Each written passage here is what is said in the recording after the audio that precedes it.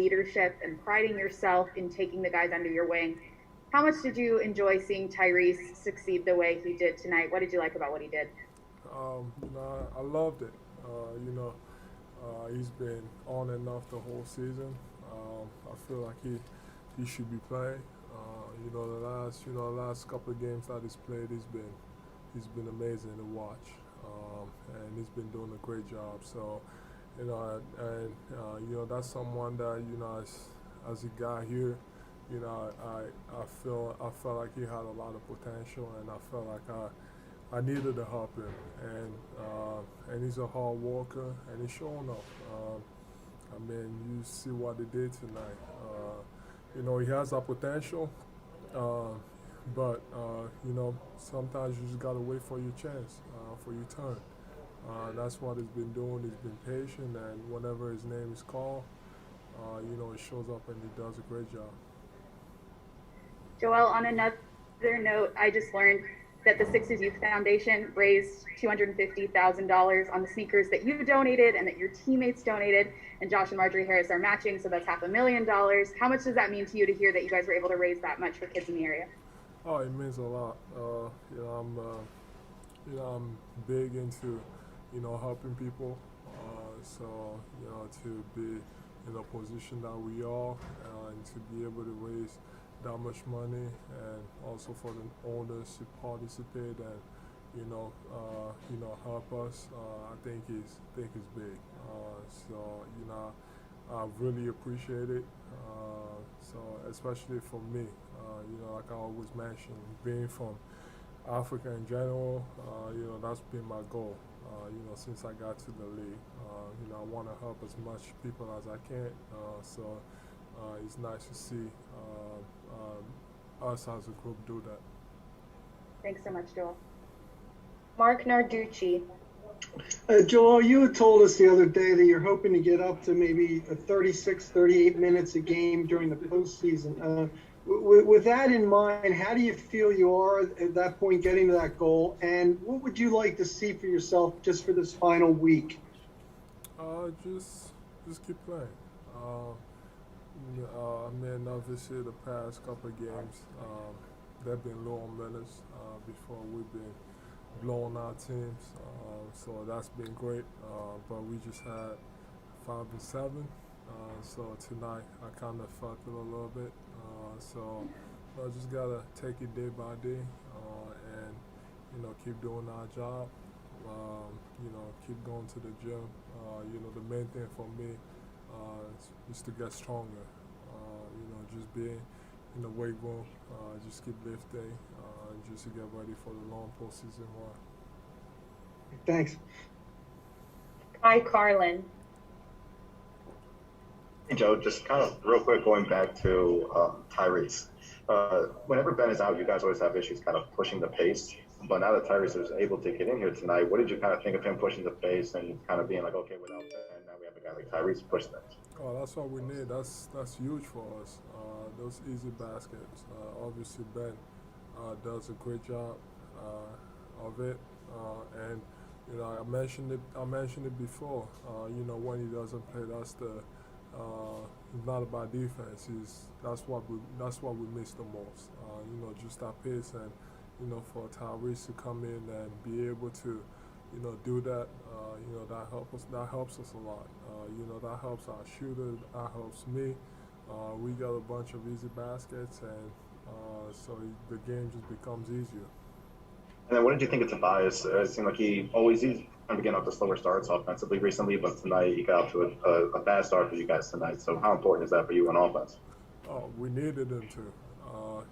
With Ben Furka not playing, Seth not playing, we needed him to be aggressive. He should be aggressive every single night. He should get the ball. He should get shots up. He should create for his teammates. So for him to come out and do that, I think he set the tone. Thank you, Joe. Andrew Greif. Hey Joel, I'm at the LA Times, and next week I know this isn't connected to tonight, but with Kobe being part of the new Hall of Fame class next week, there's a lot of anticipation out here for his induction. And I was just curious because you said in the past that he was part of the first NBA game you ever watched. I think it was Lakers Magic. Like Awesome. what do you remember about, or yeah, what series was it, and what do you remember about that day? Like where you were, who you were watching it with, and why it left an impression on you? Well, at the time, you know, I was around 13, or something like that. Can't remember. And you know, it was the finals. It was actually Lakers Boston, and it was kind of like my first time watching basketball and NBA basketball, and it happened to be the Lakers.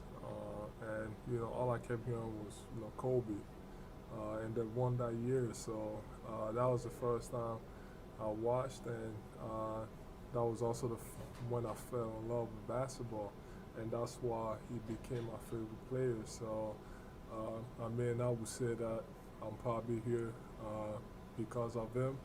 Although, you know, even at that stage, at that age, I didn't start playing right away because, you know, my dad thought the game was too physical, so he didn't want to let me play basketball. So, and it took a lot of convincing until I got to 16 years old for him to actually let me start playing basketball, and from there, went through a lot, but I would say, yeah, Kobe, we miss him a lot.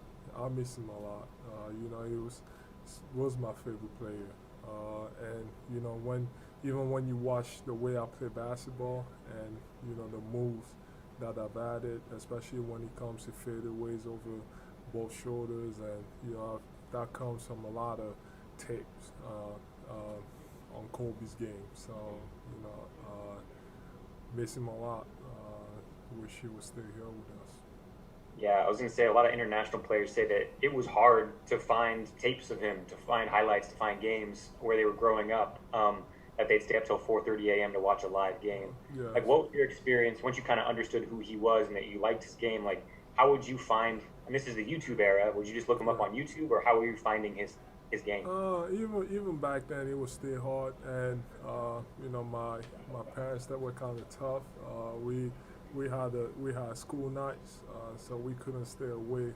We had to go to bed by 9 o'clock because we had. So I used to have to. I didn't even watch all the games. I watched here and there. Like I could never watch more than one game a week, even one game a month, maybe. But at that time during the finals, I think it was already the summertime, so we didn't have any school. But even then, I still had to go to bed, so I would still like sneak out and go to the living room and turn the TV and the volume all the way down just to get to watch it. So it was tough. Even with YouTube, I didn't get the chance because my parents were kind of tough when it came to electronics. Video games or TV. We had a time that we could be on it, and most of the time we just didn't because we had to do a bunch of stuff, clean the house and all that stuff. It was hard, but whenever I got the chance.